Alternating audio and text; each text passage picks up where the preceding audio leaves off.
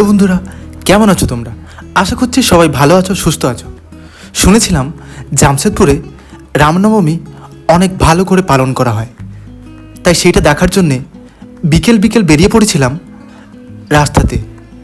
আর রাস্তাতে বেরিয়ে রাস্তার অবস্থা দেখে আমার চক্ষু চড়ক গাছ।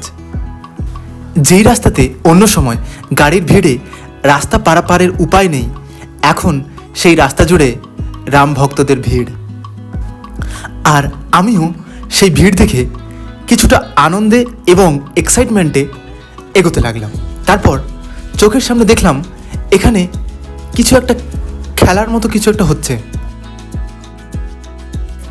তারপর একটু এগিয়ে এই ছোট্ট বজরংবলীকে দেখে মন ভরে গেল। অনেকক্ষণ দাঁড়িয়ে দেখলাম এই ছোট্ট বজরংবলীকে।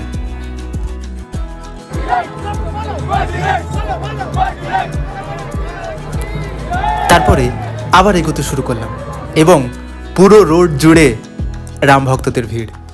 সবাই হেঁটেই চলেছে।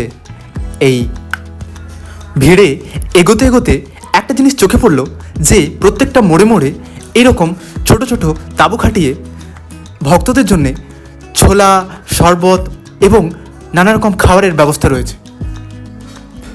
তারপর ভোলে বাবার তাণ্ডব দেখে বজরংবলীকে প্রণাম করে আবারও হাঁটতে হাঁটতে নিজের রুমে ফিরে আসলাম। জয় বজরংবলী, জয় শ্রীরাম।